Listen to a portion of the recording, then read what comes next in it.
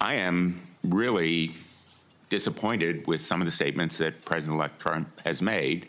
For example, saying that, quote, we won't give him, referring to Governor Newsom, money to put out all his fires, and if we don't give him money to put out fires, he's got a problem. The specter is there of potential discrimination based on politics, withholding money from California or other states.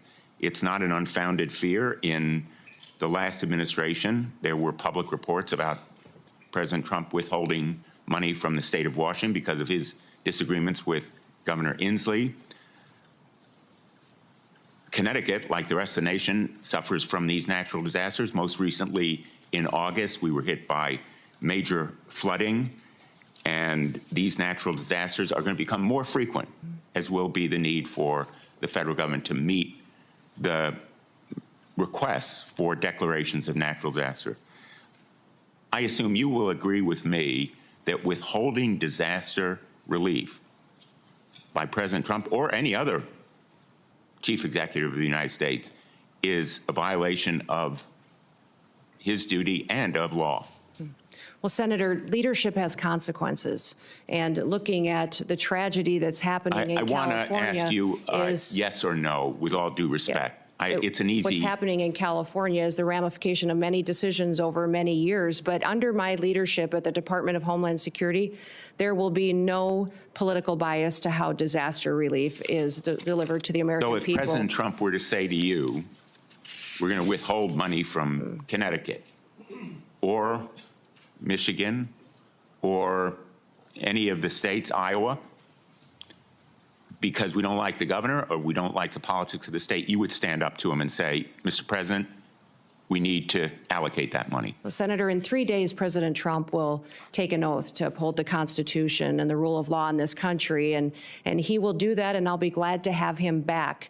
And I don't speak to hypotheticals, which is what you're asking me to do, but what I will tell you is that as Secretary, I will do the same. I will deliver the programs as the laws dictate. Well, it's more than a hypothetical, with all due respect, and I apologize for interrupting you, but my time is limited, as you know, as a veteran of these hearings.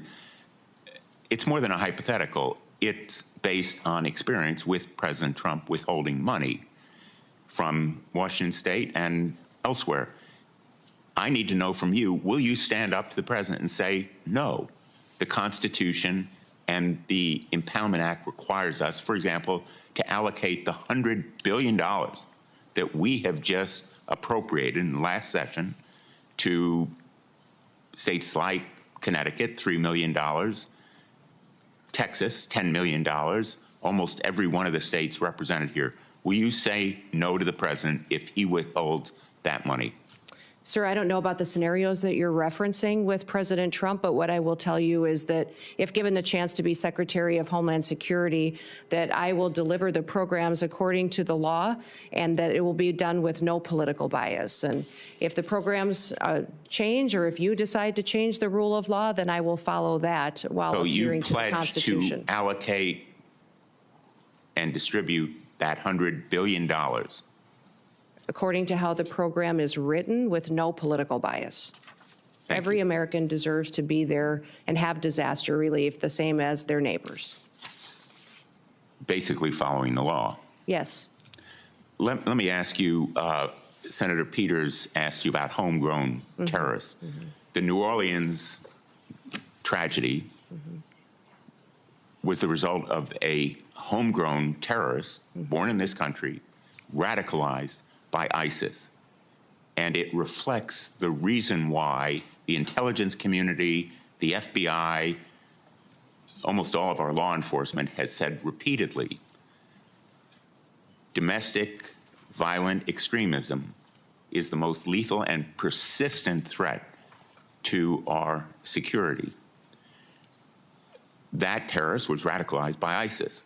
The investigation is underway. We don't know all the facts, but we do know that he was a military veteran, and ISIS was responsible for radicalizing him. Shouldn't we focus on ISIS as a threat to this country's security? Senator, certainly we should be focused on all threats to this nation's security. That's the mission of the Department of Homeland Security, and homegrown terrorism is growing.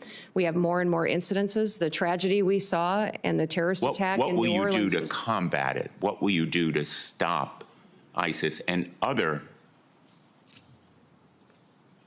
extremist organizations from radicalizing people in this country? Well, certainly, Senator, I'll continue to work with the administration and our partners and the Department of Defense, the intelligence agencies, also within Secretary of State and the other branches and cabinet officials to make sure we're bringing all resources to bear to identify and to stop these types of terrorist activities. What I would say is the cybersecurity and intelligence elements that we have within the Department of Homeland Security have been incredibly siloed. They have not communicated with other intelligence agencies like they should and partnered. INA has some interaction, but not enough. And we also need to have CISA have interaction with the FBI, CIA to make sure they're working together to stop these types of threats and identify when they're growing among our citizens and how they become radicalized. This area of questioning, I think, is supremely important. Mm-hmm. I know there's a lot of focus on the border. We all want more border security. We want to stop migrant crime, but let's not take our eye off the ball. The governor of Louisiana for the Super Bowl ought to be really riveted on the potential for homegrown terrorism as a threat. Mm-hmm. And I hope that you will help him and other governors to do their duty to protect the people of the United States from that homegrown terrorist threat.